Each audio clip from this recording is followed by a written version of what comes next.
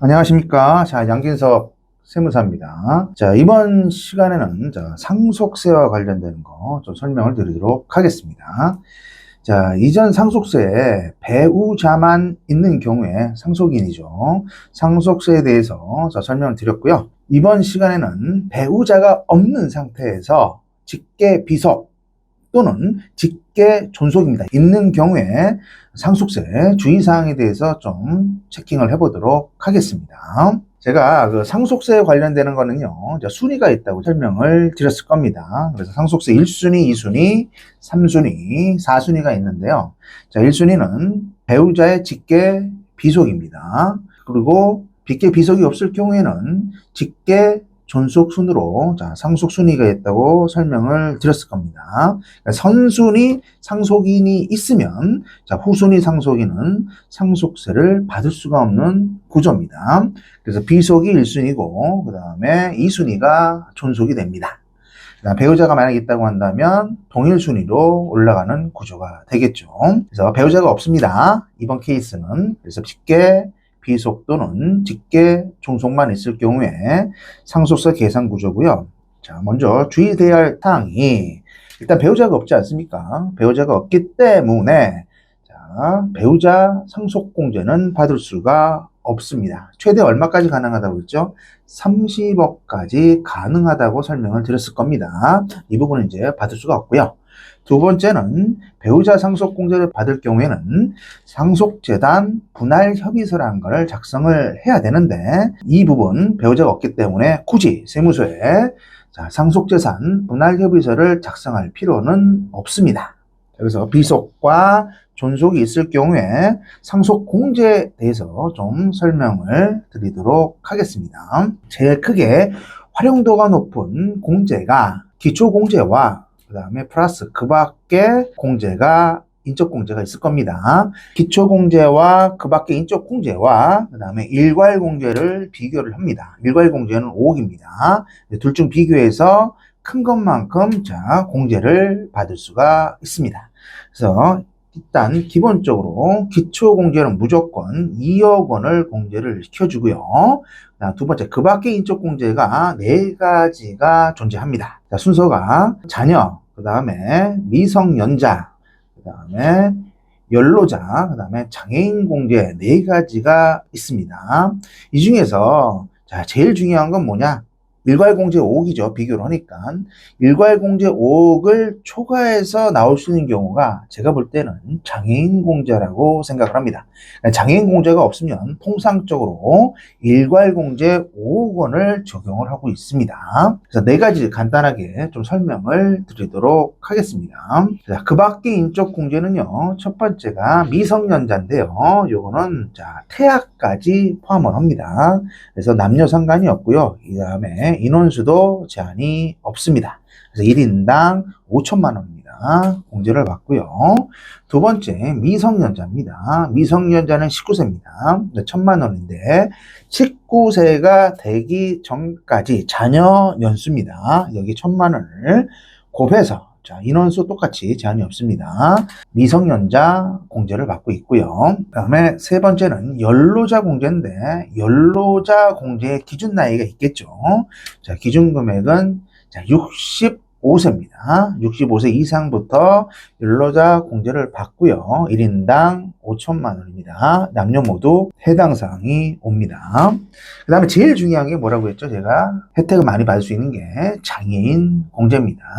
장애인 공제와 관련되는 공제는요, 기대 여명이 있겠죠. 장애인에 대한 기대 여명이 곱하기 1천만 원입니다. 그래서 요걸 장애인 공제를 시켜주고 있고, 요게 굉장히 금액이 큽니다. 장애인증이 있거나, 그다음 두 번째, 상시 치료를 요하는 중증 환자입니다. 요거는 반드시 은행에 가서 장애인 증명서를 발급을 받으셔야 됩니다. 고혈압이라든가 암, 뇌질환, 암내실이라고 하죠. 담당 의사 소견이 적혀 있는 장애인 증명서를 꼭 받으시기 바랍니다. 장애인증이 없더라도 장애인 공제를 받을 수가 있습니다.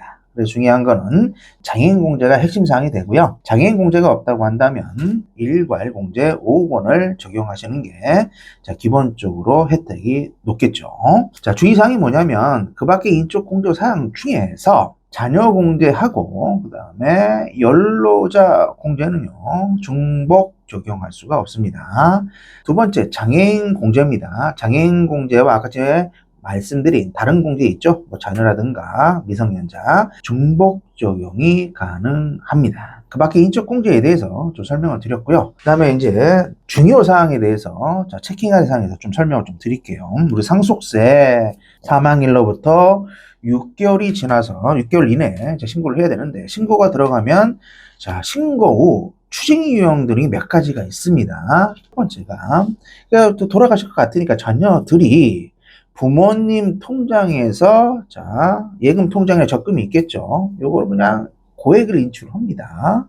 인출할 때는 이건 무조건 뭐죠? 세무서에 통장 소명을 하겠죠. 인출된 금액에 대해서는 증여 부분으로 다 추정이 됩니다. 이거 우리가 추정상속재산가액이라고 합니다. 그러니까 사망 직전에 고인의 재산에서 예금에서 인출을 상가해 주시기 바라겠습니다. 두 번째, 우리가 기본적으로 세무서에서는 고인의 10년 이내 피상속인뿐만 아니라 상속인의 통장까지 본다고 설명을 드렸는데 부모 자식 간에 계좌 이체와 관련되는 거는요. 계좌 이체가 됐습니다. 신고를 하지 않았을 경우에는 증여세 부분이 옵니다. 그럼 증여세는 언제까지 신고를 해야 돼요?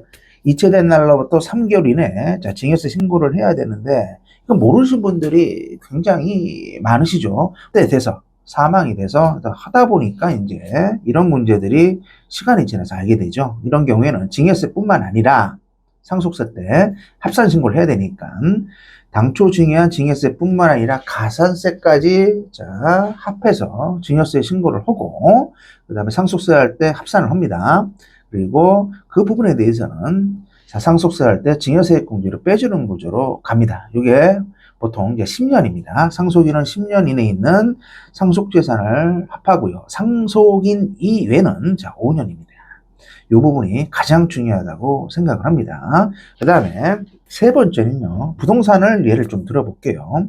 부동산을 신고를 하는데 그냥 저가 신고를 한 겁니다. 주택이 됐던 그 다음에 농지가 됐던 기준시가 등으로 저가 신고를 했는데 알고 보니 그 전에 매매 사례 가격 등이 있다거나 국세청에 감정가액이 있어서 그 부분은 다시 수정이 됐을 때는 문제가 커지겠죠. 과소신고가 될 겁니다.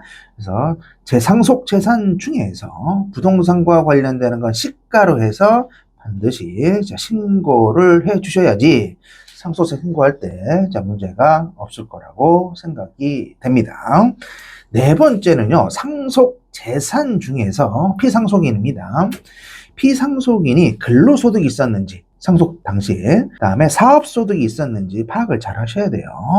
그래서 근로소득이 있다고 한다면 반드시 체킹할 게 퇴직금입니다. 그러니까 퇴직금과 관련되는 사항을 누락하시면 안 됩니다. 그 다음에 사업자라고 가정을 하시면 사업과 관련돼서 큰 규모도 있고 작은 규모도 있겠죠. 하지만 사업과 관련돼서 또 누락되는 게 뭐냐면 오랜 기간 사업을 했다고 가정을 하면 영업권 평가라는 게 있습니다. 개인 사업자가 영업권 평가와 관련되는 것도 상속 재산 평가할 때 가산을 좀 해 주셔야 됩니다. 그 다음에 상속 재산 중에서 거의 다 들죠. 보험금이라는 게 있죠. 종신보험이 있을 겁니다. 그래서 계약자, 피보험자, 이제 수익자가 있죠. 이 구조인데 반드시 보험증권을 받으시고 계피수에 대한 구조를 파악을 하셔야 됩니다. 누락을 좀 많이 합니다. 이게 계피수 요건에 따라서 상속세 재산가액에서 빠지는 경우도 있고 포함되는 경우도 있습니다. 상속세에서 빠진다는 얘기는 증여세로 과세할 수도 있다는 얘기예요. 굉장히 중요합니다. 그 다음에 고인이 예를 들어서 임대업자입니다. 사업용이 됐던 주택임대가 됐던 기중에 월세라든가 이런 것들이 있으면 살아있는 동안은 소득세 신고 등을 다 해야 되는데 만약에 신고를 하지 않았어요.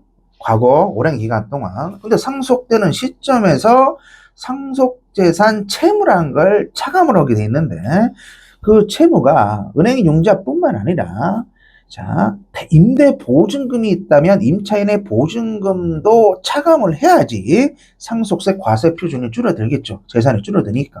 그 부분을 노출을 하다 보니까 과거에 소득세 누락된 게 적발이 되는 경우도 비일비재합니다. 그래서 이런 경우가 됐을 때는 부가가치세라든가 그 다음에 소득세 과소신고 부분이 영향을 줄 수가 있다.